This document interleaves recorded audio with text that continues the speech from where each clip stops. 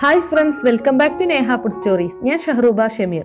Christmas ഒക്കെ ആയല്ലോ, അപ്പോൾ നമുക്ക് ക്രിസ്മസിന് വേണ്ടി ഗസ്റ്റ് ഒക്കെ വരുമ്പോൾ അവർക്ക് വിളമ്പാൻ ഒരു അടിപൊളി പുഡിംഗ് ആണ് ഞാൻ ഇന്ന് കാണിക്കുന്നത്. Chocolate biscuit orange pudding.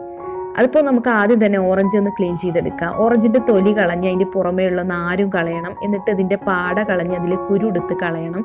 പലരും ചോദിക്കാറുണ്ട് ഓറഞ്ച് ജ്യൂസ് എങ്ങനെയാണ് കയ്പില്ലാതെ ഉണ്ടാക്കാന്ന്. അപ്പോൾ അതിന് വേണ്ടിയാണ് ഞാൻ ഇങ്ങനെയൊക്കെ പറയുന്നത്.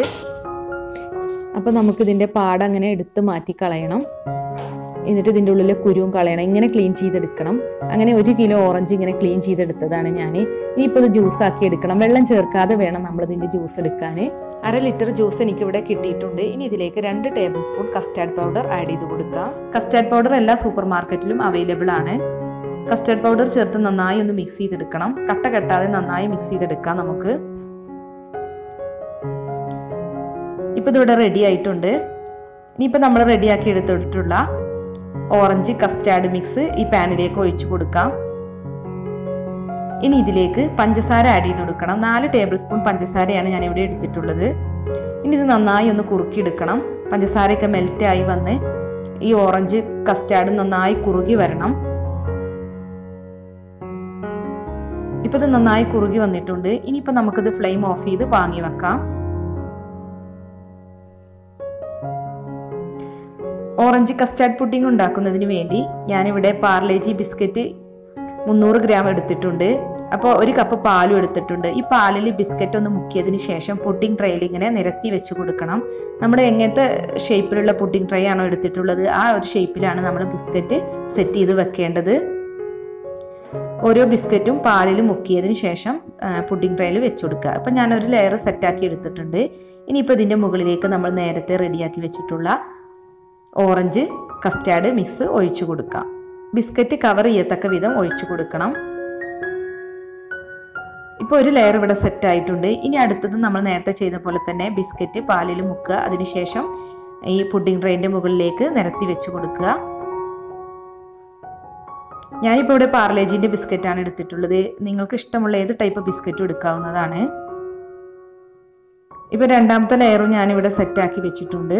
ഇനി ഇതിൻ്റെ മുകളിലേക്കും നമുക്ക് ഓറഞ്ച് കസ്റ്റാർഡ് മിക്സ് ഒഴിച്ചു കൊടുക്കാം.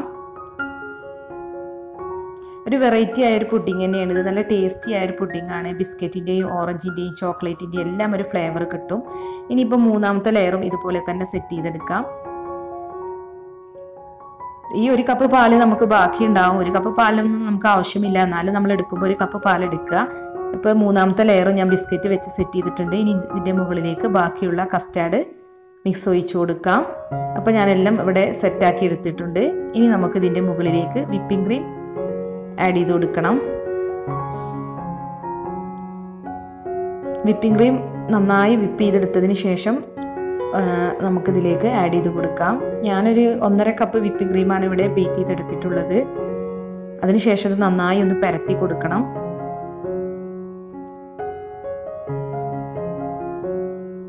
ഇപ്പോൾ നമ്മുടെ വിപ്പിംഗ് ക്രീം ഇവിടെ സെറ്റാക്കി വെച്ചിട്ടുണ്ട്. ഇനിയിപ്പോൾ നമുക്ക് ഇതിൻ്റെ മുകളിലേക്ക് ചോക്ലേറ്റ് സോസ് ഒഴിച്ചു കൊടുക്കണം. ഈ ചോക്ലേറ്റ് സോസ് ഒഴിച്ചു കൊടുക്കുന്ന വീഡിയോ എൻ്റെ കയ്യിൽ നിന്ന് മിസ്സായിപ്പോയി. അതുകൊണ്ട് ഞാൻ നിങ്ങൾക്ക് കാണിക്കാൻ വേണ്ടി ഇനി ഒരു പ്രാവശ്യം കൂടി ഇതിൻ്റെ മുകളിലേക്ക് ചോക്ലേറ്റ് സോസ് ഒഴിച്ചു കൊടുക്കുകയാണ്. ഹെർഷീസിൻ്റെ ഒക്കെ ചോക്ലേറ്റ് സോസ് വാങ്ങാൻ കിട്ടും. ഇതിപ്പോൾ ഞാൻ വീട്ടിൽ തന്നെ ഉണ്ടാക്കിയെടുത്തതാണ്. അപ്പോൾ നിങ്ങൾ ചോക്ലേറ്റ് സോസ് ഒഴിച്ചതിന് ശേഷം ഒരു സിൽവർ ഫോയിൽ പേപ്പർ എടുത്ത് ഇതൊന്ന് കവർ ചെയ്യുക. എന്നിട്ട് ഒരു 5 മണിക്കൂർ ഫ്രിഡ്ജിൽ സൂക്ഷിച്ചു വെക്കുക. അപ്പോഴേക്കും നമ്മുടെ പുഡിംഗ് ഇവിടെ സെറ്റായിട്ടുണ്ടാവും. ഇപ്പോൾ 5 മണിക്കൂർ കഴിഞ്ഞിട്ടുണ്ട്. നമ്മുടെ പുഡിംഗ് ഇവിടെ സെറ്റ് ആയിട്ടുണ്ട്. അപ്പോൾ ഞാനൊരു നൈഫ് ഉപയോഗിച്ചത് കട്ട് ചെയ്യാണ്. നമ്മുടെ ഇഷ്ടത്തിനനുസരിച്ച് ഇത് കട്ട് ചെയ്തെടുക്കാം. ഇനി ഈ കട്ട് ചെയ്ത പീസിൻ്റെ മുകളിലേക്ക് ഞാൻ ബദാം ചെറുതായി ചോപ്പ് ചെയ്തെടുത്തിട്ടുണ്ട്. അത് ഒന്ന് സ്പ്രിങ്കിൾ ചെയ്ത് കൊടുക്കാം. ഏത് ഡ്രൈ ഫ്രൂട്ട്സും ഇതുപോലെ ചെറുതായി ചോപ്പ് ചെയ്തതിന് ശേഷം സ്പ്രിങ്കിൾ ചെയ്ത് കൊടുത്താൽ മതി. ഗാർണിഷിംഗ് ഒക്കെ നിങ്ങൾക്ക് ഇഷ്ടമുള്ള പോലെ ചെയ്യാം. ഇനി ഈ കട്ട് ചെയ്ത ഓരോ പീസിൻ്റെ മുകളിലേക്കും ചെറി വെച്ച് കൊടുക്കാം.